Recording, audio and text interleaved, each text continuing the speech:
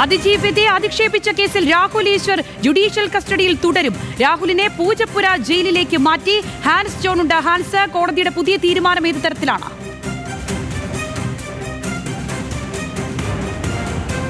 സംഗീത, ഇന്ന് സാധാരണ നടപടിക്രമങ്ങളുടെ ഭാഗമായിട്ടാണ് കസ്റ്റഡി കാലാവധി അവസാനിച്ച രാഹുൽ ഈശ്വറിനെ കോടതിയിൽ ഹാജരാക്കിയത്.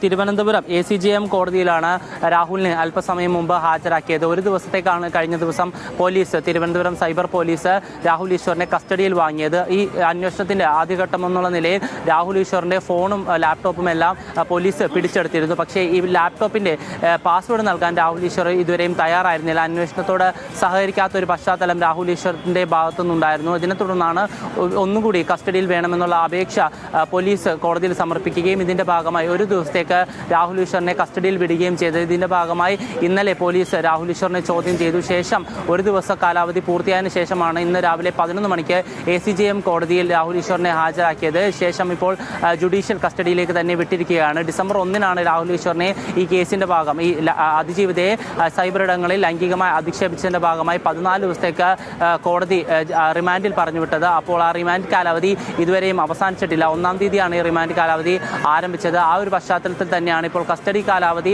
അവസാനിച്ച സാഹചര്യത്തിൽ രാഹുൽ ഈശ്വർ വീണ്ടും പൂജപ്പുര ജയിലിലേക്ക് മാറ്റിയിരിക്കുന്നത്. രാഹുൽ ഈശ്വർ എന്തായാലും ആദ്യഘട്ടത്തിൽ ഈ ജയിലിലേക്ക് മാറിയതിന് പിന്നാലെ നിരാഹാര സമരമൊക്കെ ആരംഭിച്ചിരുന്നു. പക്ഷേ അത് ഇടയ്ക്ക് വെച്ച് നിർത്തിയിട്ടുണ്ട്. എന്തായാലും 4 ദിവസം കൂടി രാഹുൽ ഈശ്വറിന്റെ റിമാൻഡ് കാലാവധി അവസാനിക്കാൻ ഉണ്ട്. ആ ഒരു പശ്ചാത്തലത്തിൽ തന്നെയാണ് ഇപ്പോൾ ജയിലിലേക്ക് വീണ്ടും പോയിരിക്കുന്നത്.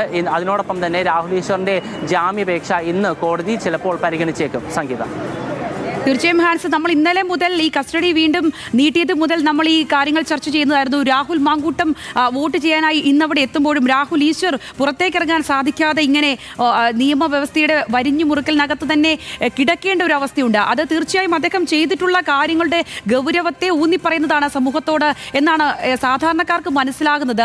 ഏതാണെങ്കിലും ഇന്നിപ്പോൾ ജാമ്യാപേക്ഷ എപ്പോഴേക്കും പരിഗണിക്കുമെന്നാണ് മനസ്സിലാകുന്നത്. ആ നിലയ്ക്ക് രാഹുൽ ഈശ്വറിന് പുറത്തേക്ക് എത്താനുള്ള സാധ്യതകൾ അവർ പ്രതീക്ഷിക്കുന്നു ുണ്ടാവും. പക്ഷേ നീതിന്യായ വ്യവസ്ഥ അങ്ങനെ പെട്ടെന്ന് രാഹുൽ ഈശ്വറിനെ പുറത്തേക്ക് എത്തിക്കാൻ സഹായിക്കില്ല എന്ന തരത്തിൽ തന്നെയാണല്ലോ നിൽക്കുന്നത്. എങ്ങനെയാണ് ഇതിനൊന്ന് വിലയിരുത്തുമ്പോൾ?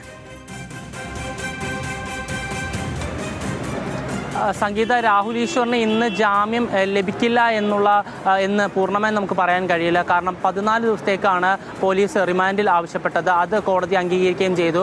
ആ റിമാൻഡ് റിപ്പോർട്ട് സമർപ്പിച്ച സാഹചര്യത്തിൽ പോലീസ് കൃത്യമായി പറഞ്ഞിരുന്നു, ഈ അതിജീവിതയെ ലൈംഗികമായി അധിക്ഷേപിച്ച പശ്ചാത്തലത്തിൽ രാഹുൽ ഈശ്വർ പുറത്തിറങ്ങിക്കഴിഞ്ഞാൽ അല്ലെങ്കിൽ അദ്ദേഹത്തിന് ജാമ്യം നൽകിക്കഴിഞ്ഞാൽ അദ്ദേഹം ഈ കേസുമായി ബന്ധപ്പെട്ട് സാക്ഷികളെ സ്വാധീനിക്കാനുള്ള സാധ്യതയുണ്ട്. ഒപ്പം തെളിവുകൾ നശിപ്പിക്കും. കൂടാതെ തന്നെ ഏതെങ്കിലും തരത്തിൽ ഈ പ്രതിയായിട്ടുള്ള രാഹുൽ ഈശ്വറിന് ജാമ്യം നൽകിക്കഴിഞ്ഞാൽ അത് സമൂഹത്തിന് തെറ്റായ ഒരു സന്ദേശം നൽകും എന്നതടക്കമുള്ള കാര്യങ്ങളാണ് കസ്റ്റഡി അപേക്ഷയിൽ പോലീസ് പറഞ്ഞിരുന്നത്. ഈ കാര്യങ്ങൾ പരിഗണിച്ചുകൊണ്ടായിരുന്നു കോടതി അന്ന് രാഹുൽ ഈശ്വറിന് ജാമ്യം നിഷേധിക്കുകയും പിന്നീട് 14 ദിവസത്തേക്ക് റിമാൻഡിൽ വിടുകയും ചെയ്തത്. ഇതിനിടയിൽ ഒരു വട്ടം രാഹുൽ ഈശ്വർ ജാമ്യാപേക്ഷ നൽകി. പക്ഷേ അതും അന്ന് കോടതി തള്ളിയിരുന്നു. പക്ഷേ അത് സാങ്കേതിക പ്രശ്നങ്ങൾ പറഞ്ഞുകൊണ്ടായിരുന്നു കോടതി അന്ന് ജാമ്യാപേക്ഷ തള്ളിയത്. കാരണം ഒരേ സമയത്തായിരുന്നു രാഹുൽ ഈശ്വർ 2 ജാമ്യാപേക്ഷ 2 കോടതികളിലായി നൽകിയത്. ആ ഒരു സാഹചര്യം നിലനിർത്തിക്കൊണ്ട് ഇത് ചട്ടവിരുദ്ധമാണെന്ന് ചൂണ്ടിക്കാണിച്ചുകൊണ്ടാണ് കോടതി അന്ന് രാഹുൽ ഈശ്വറിന്റെ ജാമ്യാപേക്ഷ തള്ളിയത്. പക്ഷേ വീണ്ടും ഇന്ന് ജാമ്യാപേക്ഷ പരിഗണിക്കുമ്പോൾ രാഹുൽ ഈശ്വർ എത്രത്തോളം ഈ കേസുമായി ബന്ധപ്പെട്ട അന്വേഷണത്തിന് സഹകരിച്ചിട്ടുണ്ട് എന്നുള്ള കാര്യം പോലീസ് കോടതിയിൽ വ്യക്തമാക്കും. അന്വേഷണവുമായി കഴിഞ്ഞ തവണ കസ്റ്റഡിയിൽ വാങ്ങിയപ്പോൾ രാഹുൽ ഈശ്വർ അന്വേഷണവുമായി സഹകരിക്കുന്നില്ല. ആ ഒരു പശ്ചാത്തലം നിലനിൽക്കെ തന്നെയാണ് കോടതി വീണ്ടും ജാമ്യം നൽകാത്ത ഒരു സാഹചര്യം ഉണ്ടായത്. ഈ കഴിഞ്ഞ ദിവസം അല്ലെങ്കിൽ ഇന്നലെ കസ്റ്റഡിയിൽ നൽകിയപ്പോൾ രാഹുൽ ഈശ്വർ ചെറുതായിട്ടെങ്കിലും അന്വേഷണവുമായി സഹകരിച്ചു എന്നുള്ള നിലപാടിലാണ് പോലീസ് ഉള്ളത്. കൂടാതെ തന്നെ ഈ കേസുമായി മുന്നോട്ട് പോകുന്നതിന് പോലീസിന് ഏതൊക്കെ തരത്തിലുള്ള വിവരങ്ങൾ ലഭിച്ചു എന്നതടക്കമുള്ള കാര്യങ്ങൾ കോടതിയിൽ പോലീസ് വ്യക്തമാക്കും. ഈ റിപ്പോർട്ടിന്റെ അടിസ്ഥാനത്തിലായിരിക്കും കോടതി രാഹുൽ ഈശ്വറിന് ജാമ്യം നൽകണമോ വേണ്ടയോ എന്നുള്ള കാര്യത്തിൽ ഒരു തീരുമാനം സ്വീകരിക്കുക. അന്വേഷണവുമായി രാഹുൽ സഹകരിച്ചു, അദ്ദേഹത്തെ ഇനി കസ്റ്റഡിയിൽ ലഭിക്കേണ്ട ഒരു സാഹചര്യമില്ല എന്നുള്ള റിപ്പോർട്ടാണ് പോലീസ്. എന്തായാലും നിലവിലത്തെ സാഹചര്യത്തിൽ രാഹുൽ ഈശ്വർ വീണ്ടും ജയിലിൽ തുടരുക തന്നെ ചെയ്യും. ജുഡീഷ്യൽ കസ്റ്റഡിയിൽ തുടരുമെന്നുള്ള വിവരങ്ങൾ തന്നെയാണ് ഹാൻസ് ജോൺ തിരുവനന്തപുരത്ത് നിന്നും പങ്കുവയ്ക്കുന്നത്.